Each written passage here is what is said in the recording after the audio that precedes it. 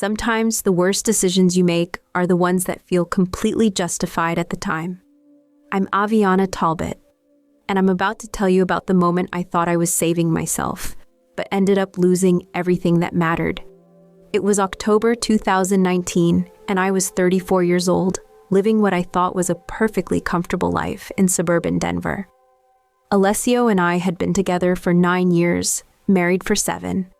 We had our routines, our Saturday morning farmers market runs, our Sunday afternoon football games on the couch.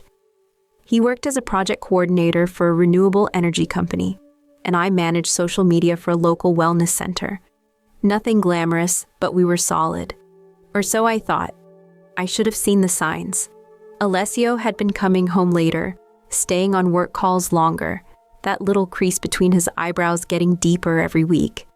When I'd ask how his day went, he'd give me these vague answers about restructuring and shifting priorities. But honestly, I was barely listening. I had my own world to worry about. My Instagram engagement was down, and I was convinced I needed to pivot our brand strategy at work. The day it happened, I was in our kitchen making my usual afternoon smoothie, scrolling through Pinterest for dinner ideas, when I heard his key in the lock. It was only 2:30. My first thought was that he was sick, maybe coming home early with a headache. But when Alessio walked into the kitchen, I knew immediately something was wrong. His face was gray, his shoulders slumped like he'd aged 10 years in the span of a workday. He was carrying a cardboard box, the kind they give you when they clean out your desk. "They let me go," he said quietly, setting the box on our counter next to my blender. I stared at him, smoothie ingredients forgotten. "What do you mean, let you go?" "Budget cuts. They eliminated my entire department." His voice was flat, emotionless, effective immediately. I wish I could tell you my first instinct was to comfort him, to wrap my arms around him and tell him we'd figure it out together. But that's not what happened. What happened was I felt this immediate surge of panic, followed by something that felt uncomfortably like anger. "How is that possible?" I asked, my voice sharper than I intended. "You said your job was secure. You said renewable energy was recession-proof." Alessio looked at me like I'd slapped him.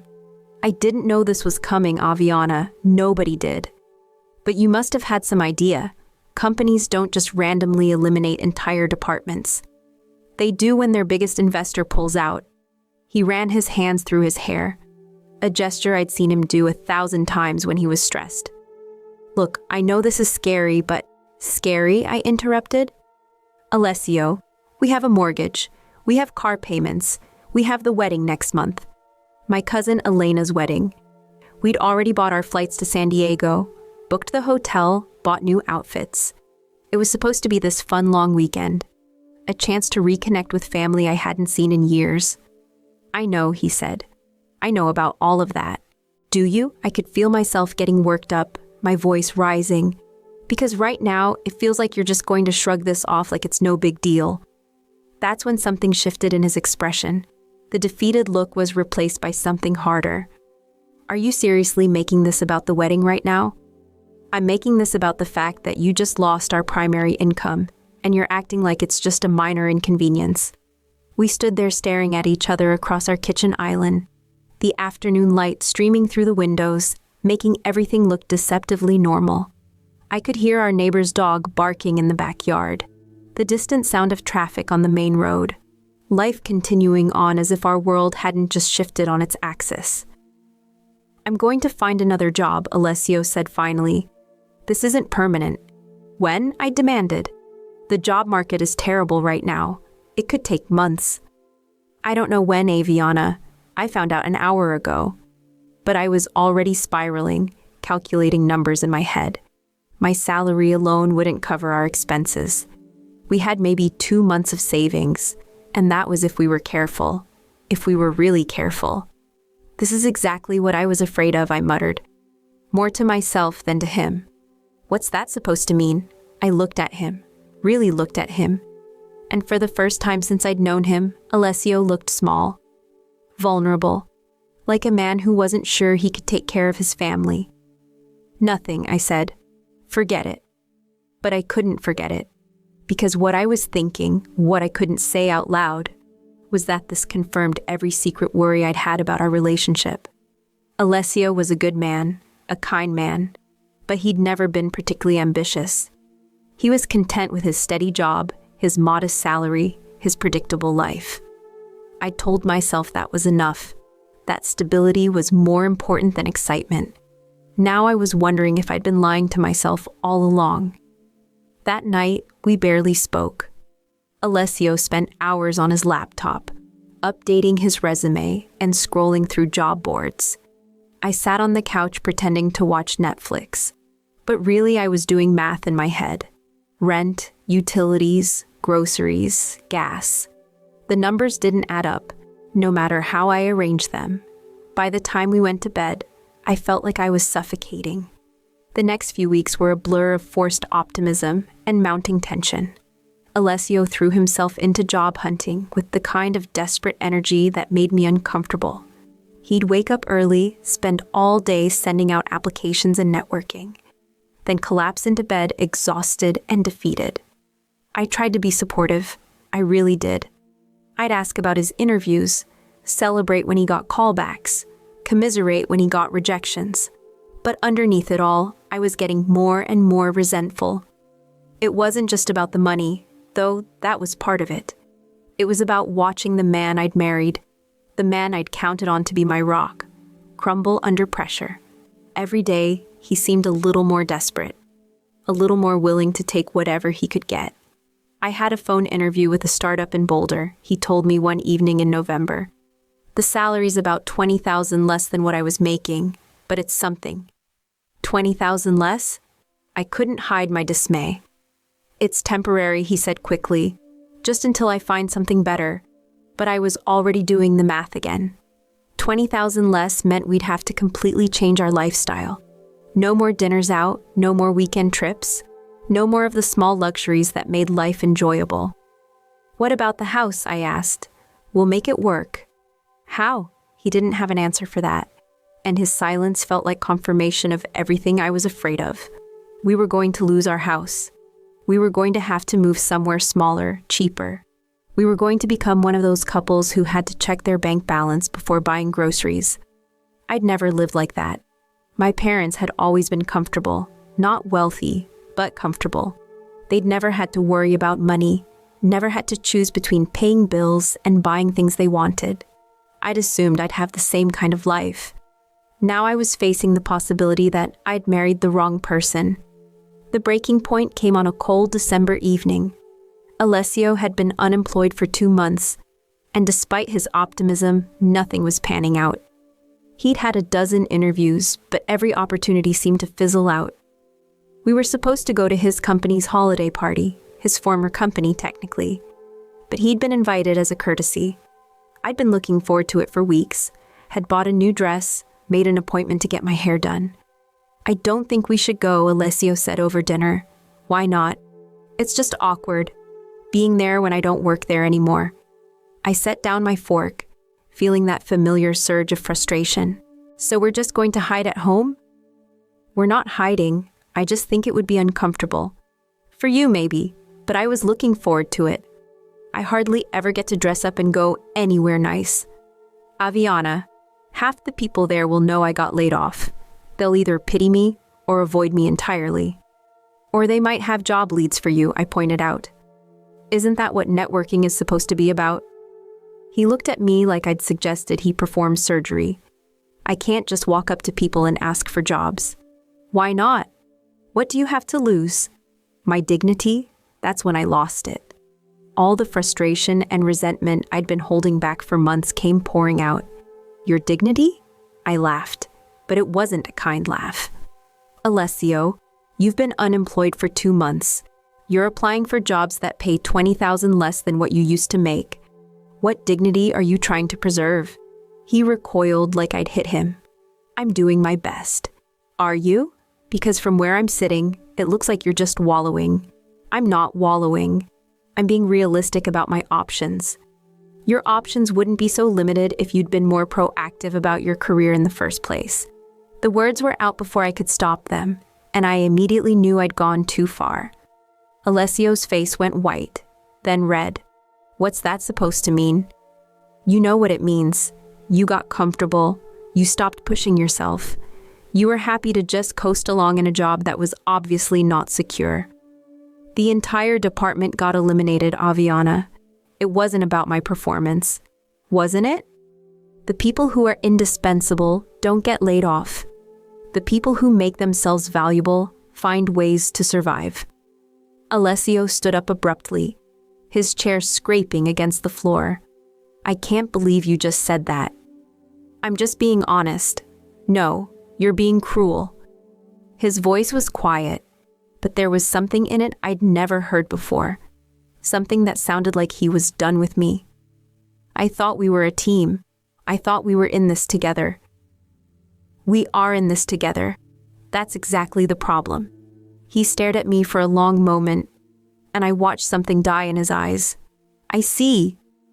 Alessio, I didn't mean... Yes, you did. He grabbed his jacket from the back of his chair. You meant every word. After he left, I sat in our kitchen feeling sick to my stomach. I'd said things I couldn't take back, crossed lines I couldn't uncross. But underneath the guilt, there was something else, relief. For the first time in months, I'd been completely honest about how I felt. I was tired of pretending everything was fine when it wasn't. I was tired of watching Alessio struggle and fail and struggle some more. I was tired of being dragged down by his lack of ambition. That night, I called my sister Maya. I think I'm going to leave him, I said without preamble. There was a long pause. Are you serious? I don't know what else to do. This isn't the life I want. Aviana, he lost his job. That's not the same as choosing to be unemployed. It's not just about the job. It's about how he's handling it. A stronger man would have bounced back by now. It's been 2 months. 2 months is a long time when you're living on savings. Maya sighed. Do you love him? The question caught me off guard. What kind of question is that? A simple one. Do you love him? I thought about it. I loved the version of Alessio I'd married, the confident, employed, financially stable version. But this broken, desperate version, I wasn't sure I even knew him anymore. I love who he used to be, I said finally. That's not the same thing. No, it's not. I started making plans that night. I researched apartments, calculated how much I'd need for a security deposit, figured out how to divide our assets. It felt like preparing for surgery. Necessary, but painful. The next morning, I told Alessio I wanted a separation. He was sitting at the kitchen table with his laptop, coffee growing cold beside him as he scrolled through job listings. When I said the words, he didn't even look up. I figured, he said quietly. You figured. After what you said last night, I figured this was coming. I expected him to fight me on it, to try to convince me we could make it work. But he just sat there, defeated. I'm not going to try to change your mind, he said finally. If this is what you want, then this is what you want. It's not what I want, I said, though I wasn't sure if that was true. It's what I need. He nodded, still not looking at me. I'll find somewhere else to stay. Alessio. It's fine, Aviana. Really. He closed his laptop and stood up. I'll pack some things and go to my brother's place. I watched him walk upstairs, and I felt empty.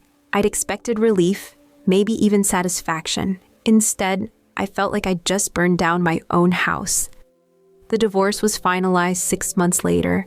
Alessio found a job in the meantime. Not the job he wanted, but something that paid the bills. We split our assets, sold the house, went our separate ways. I moved into a nice 1-bedroom apartment in a trendy part of town. I threw myself into work, started dating again, told myself I was happier than I'd ever been. For a while, I believed it. The first few months of my new life felt like playing dress-up. I'd wake up in my minimalist apartment with its exposed brick walls and floor-to-ceiling windows, make my single-serving coffee, and get dressed for work like I was auditioning for the role of successful divorced woman. I bought new clothes, tried new restaurants, joined a yoga studio. I even downloaded dating apps, though I wasn't ready to actually use them yet. My friends were supportive, or at least they tried to be. They'd take me out for drinks and tell me how brave I was for leaving, how I deserved better, how Alessio had been holding me back. But sometimes I'd catch them exchanging glances when they thought I wasn't looking. The kind of looks that said they weren't quite sure what to make of my decision. Maya visited me one weekend about 4 months after the divorce was finalized. She helped me hang artwork and rearrange furniture, and we ordered takeout and drank wine on my new couch.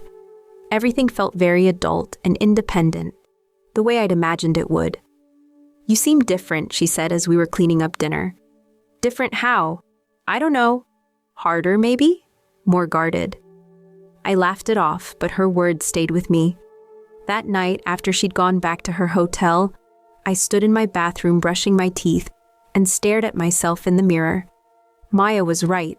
I did look different. There was something in my eyes that hadn't been there before. A wariness, a walls-up quality that made me look older than my 35 years. The loneliness hit me in waves, usually at unexpected moments. I'd be grocery shopping and see a couple debating which pasta sauce to buy. And suddenly I'd remember how Alessio and I used to spend 20 minutes in the condiment aisle, him insisting on reading every label while I got impatient. Or I'd be watching a movie and want to turn to someone and make a comment about the plot, only to realize I was alone on my couch with no one to share the thought with. The worst part was the silence. I'd grown so accustomed to the ambient noise of shared life, Alessio's morning shower, the sound of him making coffee, his phone conversations with his brother, that my apartment felt unnaturally quiet. I started leaving the TV on just for background noise, even when I wasn't watching it. Dating felt like an exercise in going through the motions. I'd meet men for coffee or drinks, and they'd ask about my divorce, and I'd give them the sanitized version. We grew apart, or we wanted different things. I couldn't very well tell them the truth, that I'd abandoned my husband when he was down, that I'd chosen financial security over loyalty, that I'd discovered I was the kind of person who bailed when things got tough. The wake-up call came 18 months later in the form of a Facebook post. I was scrolling through my feed on a lazy Sunday morning when I saw it. A photo of Alessio at what looked like a company event, wearing a sharp suit and a genuine smile. The caption read, "Celebrating our promotion to regional director. Grateful for second chances and new beginnings." I stared at the photo for a long time. He looked different, older, more confident, successful. The kind of man I'd once thought I wanted to be married to. In the comments, I saw congratulations from friends and family, including several people I recognized from his old company.